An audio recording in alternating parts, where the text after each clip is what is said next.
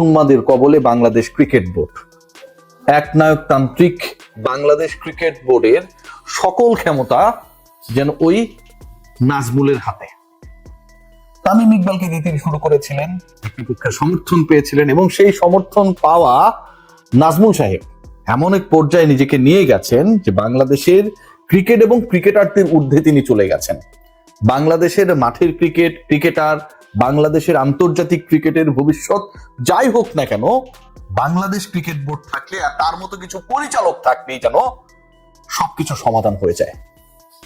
এমন একজন ব্যক্তি বাংলাদেশ ক্রিকেট বোর্ডের পরিচালনা পর্ষদে পরিচালক হিসেবে দায়িত্ব পালন করছেন এবং প্রায় প্রতিদিনই ইন্টারভিউ দিচ্ছেন, যেই তিনি এটা বলার ঔদ্ধত্য দেখাতে পারেন যে ক্রিকেটাররা বিশ্বকাপে না গেলে তাদের ক্ষতিপূরণ কেন দেওয়া লাগবে, তারা খারাপ খেললে তো আমরা টাকা ফেরত চাই না। কি চিন্তা, কি ভাবনা, কি মনস্তত্ত্ব, কি উন্মাদ! ক্রিকেটাররা খারাপ খেললে তাদের কাছে টাকা ফেরত চাই না, এই কথাটা যেই লোক বলতে পারেন, যেই লোক চিন্তা করতে পারেন, সেই লোকের ক্রিকেটীয় মেধা, সেই লোকের ক্রিকেটীয় জ্ঞান, সেই লোকের বাংলাদেশের ক্রিকেটের মেরুদণ্ড সম্পর্কে ধারণা কতটুকু থাকে সেটা আপনি প্রশ্ন তুলতে পারেন, কিন্তু সেই প্রশ্ন তুলে কোনো লাভ নেই। আজকে এরকম উন্মাদকে যখন বাংলাদেশ ক্রিকেট বোর্ড অ্যালাউ করে to attend the press everyday, allow করে বিভিন্ন প্রেস কনফারেন্সে গিয়ে, তারই মতো আরো দু একজন, তারা নাকি আবার বিভিন্ন কমেন্ট বক্সে গিয়ে দেখি যে বিভিন্ন কর্মকাণ্ডের সাথে জড়িত, যেগুলো আসলে আমাদের সভ্য সোসাইটির মধ্যে খুব বেশি গ্রহণযোগ্য না, সাপোর্ট করেন। এই নাজমুল ভাই অনেক কিছু দেখিয়ে দিতে পারবেন, এরকম টাইপের হুঁশিয়ারি ব্যক্ত করেন, তখন নাজমুলরা উন্মাদ না হয়ে যাবে কোথায়? বাংলাদেশ একটা ট্রফি জিততে পারে না, কিন্তু ক্রিকেটারদেরকে আমরা কিছু বলছি না। বাংলাদেশের ক্রিকেট দল এবং ক্রিকেটারদেরকে যেন একটা বিশাল কমফোর্ট জোনের মধ্যে মিস্টার নাজমুল রেখেছেন, যে তিনি কোনো কিছু বলেন নাই। তার সভাসদে যারা রয়েছেন তারা কোনো কিছু বলেন নাই যে তোরা ট্রফি জিততে পারিস না, তারপরে তো তোরা বেতন পাস। বাংলাদেশের ক্রিকেটারদের পারফরমেন্সের উপর ভিত্তি করে যে কোনো সময় তাদের স্যালারি, তাদের ইনক্রিমেন্ট এগুলো কমিয়ে দেওয়া হবে, সেরকম চিন্তা ভাবনাও, যেটা বোর্ডের ডিসিশন হতে পারে। বোর্ড সভাপতিরাও এখন পর্যন্ত এরকম কোনো সিদ্ধান্ত, এরকম কোনো ডিসিশনের ভাবনার কথা জানান নাই। সেই কথা ওই উন্মাদ নাজমুল আজকে ভরা প্রেস কনফারেন্সে বলতে পারেন, কারণ তার পেছনে যারা রয়েছেন তারা তারই মতো। তার পেছনে যারা রয়েছে, যে শক্তি রয়েছে, ইন্সপিরেশন হিসেবে যারা কাজ করছে, তারা তারই মতো। তারা উন্মাদ, তারাও বাংলাদেশের ক্রিকেট নিয়ে ভাবেন না যতটুকু নিজেদেরকে অনেক বেশি পরাক্রমশালী মনে করেন, বাংলাদেশের ক্রিকেটারদের ঊর্ধ্বে মনে করেন। ক্রিকেট বোর্ড থাকলে সব ঠিক থাকবে। ক্রিকেটাররা বিশ্বকাপে যেতে না পারলে তাদের কিছু টিএডিএ লস হবে। ক্রিকেটারদের বিশ্বকাপে যেতে না পারাটা নাকি শুধুমাত্র তাদের কিছু টিএডিএ লস করা। তারা যে ডেইলি অ্যালাউন্সটা পেতেন, ম্যাচ ফি পেতেন, সেটা লস করা ছাড়া বাংলাদেশের ক্রিকেট দলের আর কোনো লস নেই বিশ্বকাপে যেতে না পারলে। We are not talking about that বাংলাদেশের ক্রিকেটারদেরকে আপনাকে ভারতে পাঠিয়ে খেলাতে হবে। ভুলে যান ইন্ডিয়ার কথা, ভুলে যান তারা আমাদেরকে অপমান করেছে, সবকিছু ভুলে গিয়ে আপনি মনে করেন বাংলাদেশের ক্রিকেটাররা শ্রীলঙ্কায় গিয়ে খেলবে। এবং এই সহজ সমীকরণটা যদি নাজমুলের সামনে আপনি দেন, তিনি বলবেন খেললে ভালো, খেললে কিছু শ্রীলঙ্কায় যেহেতু গিয়ে খেলবে, যেহেতু আন্তর্জাতিক ম্যাচ, কিছু টিএডিএ ম্যাচ ফি পাবে, আর না খেললে এটা পাবে না। বিসিবির কোনো লস নাই। বাংলাদেশ ক্রিকেট বোর্ড আজকে এই যে এই লোককে, এই উন্মাদকে এভাবে ক্ষমতা এবং বাক্য প্রয়োগের স্বাধীনতা প্রয়োগ করে, বাংলাদেশ ক্রিকেট বোর্ড যার ক্ষেত্রে কোনো টার্মস এন্ড কন্ডিশনস, কোনো বিহেভ কিভাবে করবে না, বক্তব্য কোথায় কিভাবে দেবে না, সেরকম কোন ধরনের রেস্ট্রিকশনস আনতে ব্যর্থ হয়, সেই বাংলাদেশ ক্রিকেট বোর্ড আজকে বাংলাদেশ ক্রিকেট বোর্ডে দেশের সবচেয়ে ধনী ক্রীড়া ফেডারেশনে পরিণত হয়েছে বাংলাদেশের ক্রিকেটারদের শ্রমে, ঘামে, মেধায়, দক্ষতায়। 1300-1400 কোটি টাকার যে হিসাবটা আসে, এই টাকাটা কোথা থেকে আসে বলেন? এই 1400 কোটি টাকা তো নেপাল ক্রিকেট বোর্ডের নেই, কেনিয়া ক্রিকেট বোর্ড নষ্ট হয়ে গেছে, ধ্বংস হয়ে গেছে, জিম্বাবুয়ের নেই, ওয়েস্ট ইন্ডিজের মতো বিশ্ব চ্যাম্পিয়নদের নেই, বাংলাদেশের কেন আছে? কারণ বাংলাদেশের ক্রিকেটারদের জন্য ক্রিকেট বোর্ডে এন্ডোর্সমেন্ট আসে।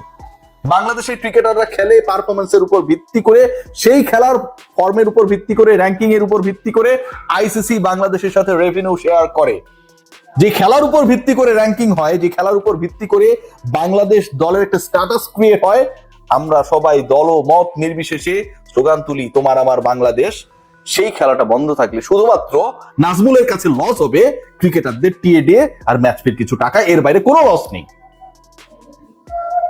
এই নাজমুলের মতো পরিচালকরা, মিস্টার নাজমুল, উন্মাদ নাজমুল, আমি এভাবেই বলবো, আপনি যা পারেন করেন, আপনি রিয়াসাত আজিমকে যা পারেন করেন, আমি ক্রিকেটারদের বিরুদ্ধে অনেক কথা বলি, but end of the day they are our pride, they are our brothers.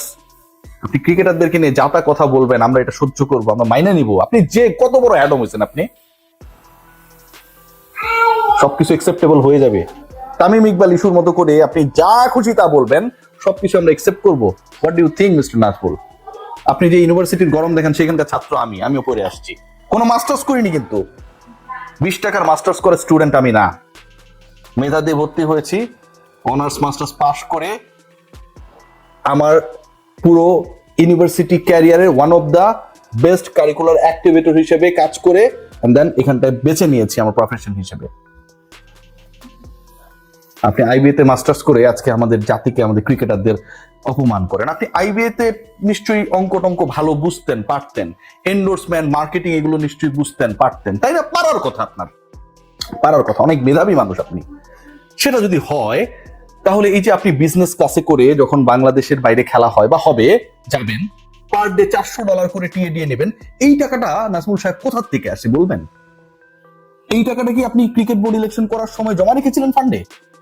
যে যখন আপনি ট্যুরে যাবেন, যখন আপনি 5 স্টারে থাকবেন, যখন আপনি টিএডিএ নেবেন, ধরেন আপনি 2 কোটি টাকা জমা দিয়েছেন, ওখান থেকে মাইনাস হবে, আপনার টাকাই আপনাকে দেওয়া হবে, এরকম কোনো ব্যাপার স্যাপার ছিল মিস্টার নাজমুল?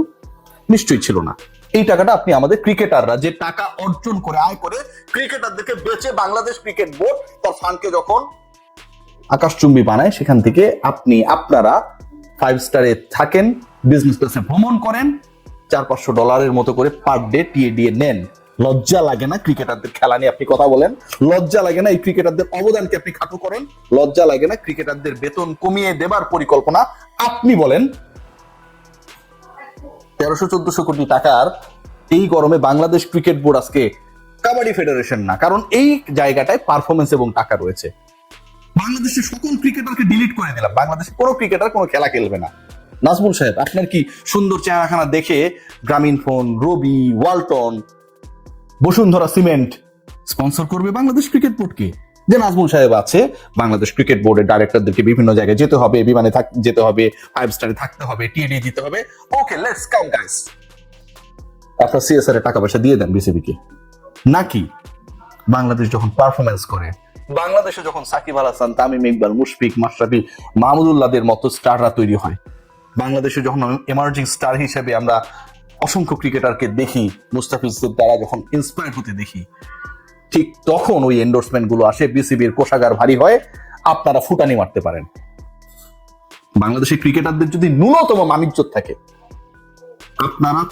তোমরা সত্যি সত্যি যদি গাপসি হও, এই লোকটা, এই উন্মাদ যে কথাবার্তাগুলো বলেছে, এটা প্রতিবাদ করো, কোনোভাবে একসেপ্টেবল না। বাংলাদেশের ক্রিকেটাররা আমাদের প্রাইড, তাদের দিয়েই ক্রিকেট বোর্ড, তাদের দিয়েই নাজমুলদের ঔদ্ধত্য। ক্রিকেট বোর্ডে আসার আগে আপনি কত বড় হ্যাডম ছিলেন, যদি অনেক কিছু হইতেন, 2-4 জায়গায় আপনাকে দেখতাম ভাই। এখানটায় পেয়ে গেছেন, মাইক পেয়ে অমাইক হয়ে গেছেন, যা খুশি তা বলতে পারেন। Life is not that easy, let's see what happen. আর ক্রিকেট বোর্ডের ডাইরেক্টররা কি করে, ওই চেয়ারে বৈশা 7 দিন যদি বাইচা থেকে দেখবেন, রিয়াসাত আজিম প্রমিস করলে প্রমিস রাখে, গিভ মি 7 days।